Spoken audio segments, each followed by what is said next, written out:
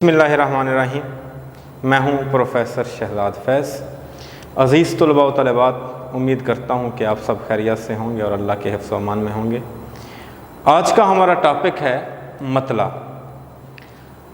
मतला अरबी ज़ुबान का लफ्ज़ है।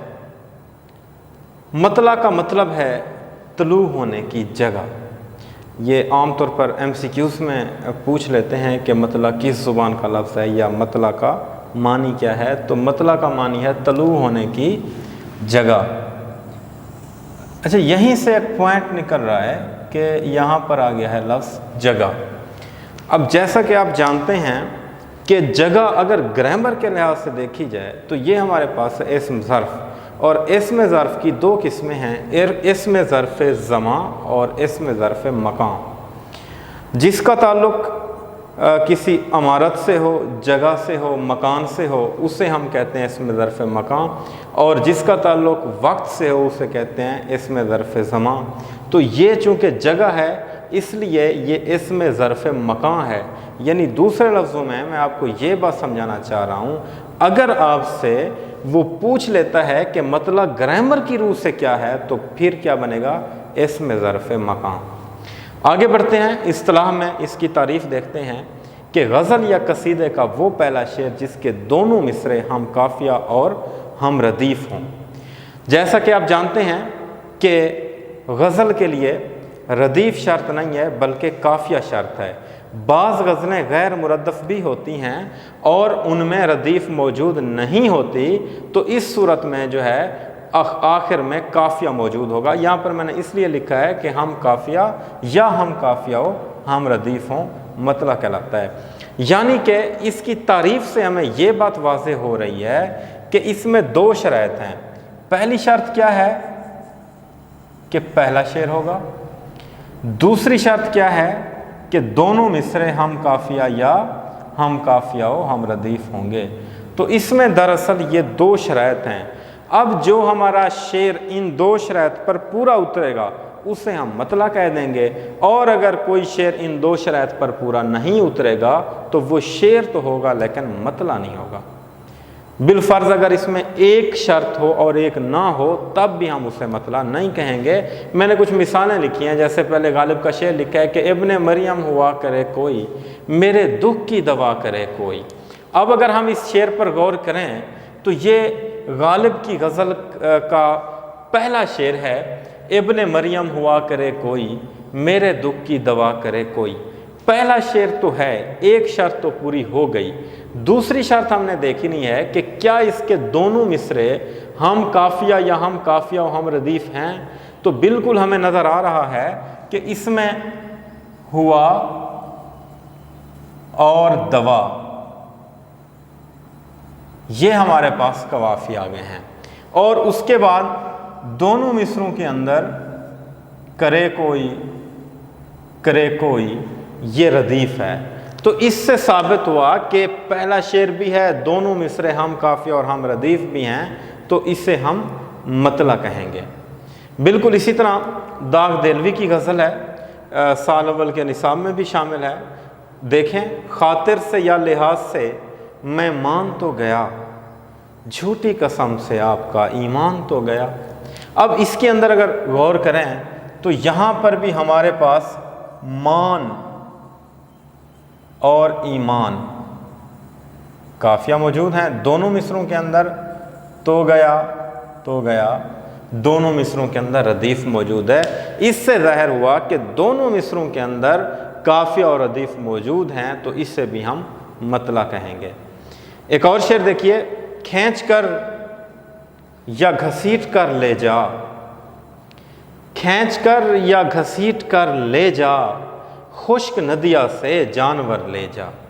अच्छा, अब इसके अंदर जो काफ़िया है, आम तौर पर बच्चे देखते हैं कि ऊपर तो चलो कर है, नीचे मतलब जानवर तो एक नाम आया हुआ है, इसके अलावा काफ़िया तो नज़र नहीं आ रहा। लेकिन आप इसके अंदर गौर कीजिए तो इसके अंदर भी काफ़िया जज्ब है। क्यों?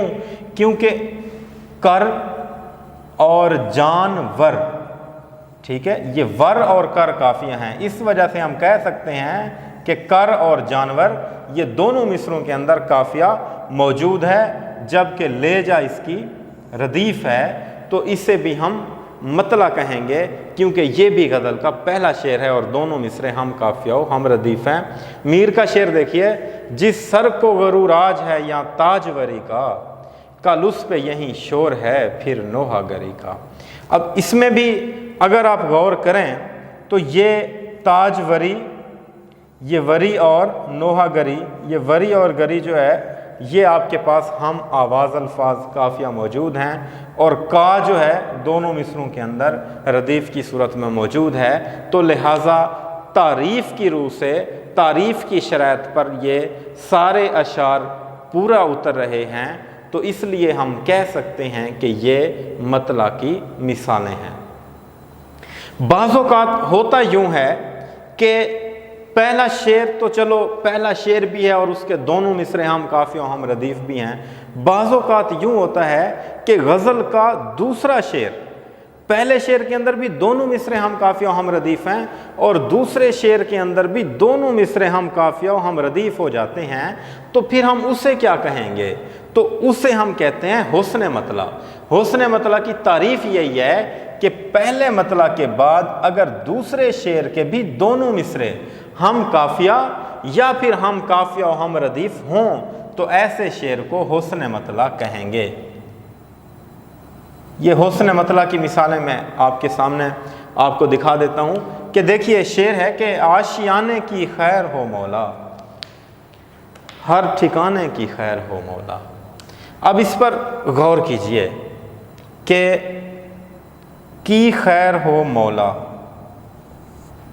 کی خیر ہو مولا، یہ تو ہو گیا ردیف۔ ردیف سے پہلے ہمارے پاس قافیہ موجود ہے آشیانے اور ٹھکانے۔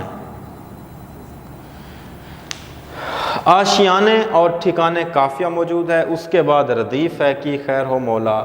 اب بات یہ ہے کہ یہ غزل کا پہلا شعر بھی ہے اور آپ کے سامنے دونوں مصرے ہم قافیہ اور ہم ردیف بھی ہیں، یہ تو ہو گیا مطلع۔ اس کے بعد چلتے ہیں دوسرے شعر پر۔ دوسرے شعر میں ہے کہ اس کے آنے کی خیر ہو مولا، اس کے جانے کی خیر ہو مولا۔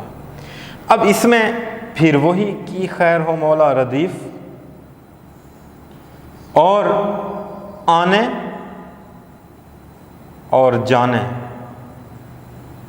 یہ دونوں مصروں کے اندر پھر ہمارے پاس قافیہ آ گیا ہے۔ یعنی آپ غور کریں تو اس شعر کے بھی دونوں مصروں کے اندر قافیہ ردیف موجود ہے، پھر دوسرے شعر کے بھی دونوں مصروں کے اندر قافیہ ردیف موجود ہے، تو ایسے عالم میں یہ جو دوسرا شعر ہے اس کو ہم حسن مطلع کہیں گے۔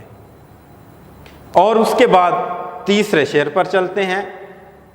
خون پسینہ لگا ہے فصلوں پر، دانے دانے کی خیر ہو مولا۔ اب یہاں پر آپ کو مصرع اولا کے اندر کوئی قافیہ ردیف دکھائی نہیں دے رہا، کہیں پر بھی کی خیر ہو مولا یہاں پر موجود نہیں ہے، نہ ہی اس سے پہلے کوئی قافیہ موجود ہے۔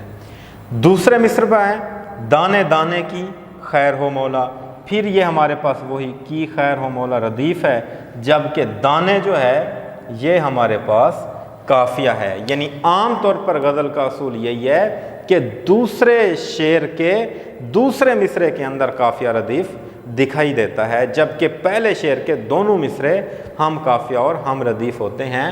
تو لہٰذا میں بات کر رہا تھا کہ یہ تو ہمارے پاس ہو گیا مطلع، یہ ہے حسن مطلع۔ اب جب ہم تیسرے شعر پر آئے ہیں تو یہاں پر پہلا مصرع جو ہے وہ سادہ ہے، دوسرے مصرے میں قافیہ اور ردیف موجود ہے، تو اس سے ہم تیسرا شعر کہیں گے، اس سے ہم مطلع ثالث نہیں کہیں گے۔ بالفرض اگر تیسرے شعر کے اندر بھی دونوں مصروں کے اندر قافیہ ردیف موجود ہوتے تو پھر ہم اس کو مطلع ثالث کہتے، لیکن اب چونکہ یہاں پر وہ تان ٹوٹ گئی ہے قافیہ ردیف والی، تو لہذا اس کو ہم تیسرا شعر کہیں گے، عام شعر کہیں گے، اس کو ہم مطلع ثالث نہیں کہیں گے۔ کچھ اہم نکات ہیں جو میں نے یہاں پر لکھے ہیں، ان کو بھی ذرا ذہن نشین کیجئے کہ مطلع گرامر کی روح سے اسم ظرف مکان ہے۔ ابتدا میں آپ کو یہ بات بتا چکا ہوں کیوں یہ اسم ظرف مکان ہے، کیونکہ مطلع کا مطلب ہے طلوع ہونے کی جگہ، جگہ کا تعلق اسم ظرف مکان سے ہوتا ہے۔ اس کے بعد حسن مطلع کا دوسرا نام، یہ انتہائی اہم پوائنٹ، اس کو اپنے ذہن میں رکھیے کہ حسن مطلع کا دوسرا نام زیب مطلع بھی ہے، کیونکہ زیب کا مطلب بھی وہی سجاوٹ یا حسن ہے، اور پھر اس کو مطلع ثانی بھی کہتے ہیں، یعنی یہ تینوں نام اسی کے ہیں، حسن مطلع، مطلع ثانی یا پھر زیب مطلع۔ عام طور پر کچھ اختلاف بھی پایا جاتا ہے کہ بعض نقاد یہ بھی کہتے ہیں کہ غزل کا جو دوسرا شعر ہے اگرچہ اس میں قافیہ ردیف موجود نہ بھی ہو وہ حسن مطلع ہوتا ہے، یہ بات سراسر غلط ہے، کیونکہ مطلع کے لیے شرط یہی ہے کہ وہ دوسرا شعر بھی ہو، مطلع ثانی کے لیے شرط یہی ہے کہ دوسرا شعر بھی ہو اور دونوں مصرے ہم قافیہ اور ہم ردیف بھی ہوں۔ اگر دوسرے شعر میں دونوں مصرے ہم قافیہ اور ہم ردیف نہیں ہیں پھر تو اس کو ہم مطلع کہیں گے بھی نہیں، وہ حسن مطلع کیسے ہو گیا؟ اس پوائنٹ کو کلیئر کر لیجئے۔ اس کے بعد مطلع غزل کے لیے ضروری نہیں ہے، یعنی جیسا کہ آپ جانتے ہیں غزل کے لیے 4 ارکان ہیں جنہیں ارکان غزل بھی کہتے ہیں۔ وہ کون سے ہیں؟ قافیہ، ردیف، مطلع اور مقطع۔ لیکن ایک بات یاد رکھیں، غزل کے لیے جو بنیادی شرط ہے وہ قافیہ ہے، قافیہ کے بغیر غزل نہیں ہو سکتی، لیکن مطلع نہ ہو غزل ہو سکتی ہے، ردیف نہ ہو غزل ہو سکتی ہے، مقطع نہ ہو غزل ہو سکتی ہے۔ تو ہم کہہ سکتے ہیں کہ مطلع غزل کے لیے کوئی ضروری رکن نہیں ہے۔ اس کے بعد مطلع غزل کا نقیب، نقیب جیسے بادشاہ کی آمد سے پہلے نقیب اعلان کرتا تھا، تو ظاہری سی بات ہے کہ غزل کی ابتدا ہی میں مطلع ایک نقیب کی مانند اعلان کر رہا ہوتا ہے کہ غزل آ رہی ہے، اس لیے مطلع کو غزل کا نقیب بھی کہا جاتا ہے۔ اور آخری پوائنٹ، اگر کوئی شعر غزل کا پہلا شعر ہو لیکن اس کے دونوں مصرے ہم قافیہ یا ہم قافیہ و ہم ردیف نہ ہوں تو اس سے ہرگز مطلع نہیں کہا جائے گا، کیونکہ مطلع کے لیے دونوں شرائط کا ہونا لازمی ہے۔ اگر کسی شعر کے اندر ایک شرط پوری ہو رہی ہے ایک نہیں ہو رہی تو پھر وہ عام شعر تو ہو سکتا ہے، وہ مطلع نہیں ہو سکتا۔ میں امید کرتا ہوں کہ مطلع کا ٹاپک آپ کو اچھے طریقے سے سمجھ آ گیا ہوگا۔ اگر اس کے متعلق کسی کا کوئی سوال ہے تو آپ ضرور کومنٹ میں لکھیے، میں اگلے لیکچر میں اس کا جواب دوں گا۔ فی الحال اجازت چاہتا ہوں، اگلے لیکچر میں پھر ملاقات ہوگی۔ اللہ حافظ۔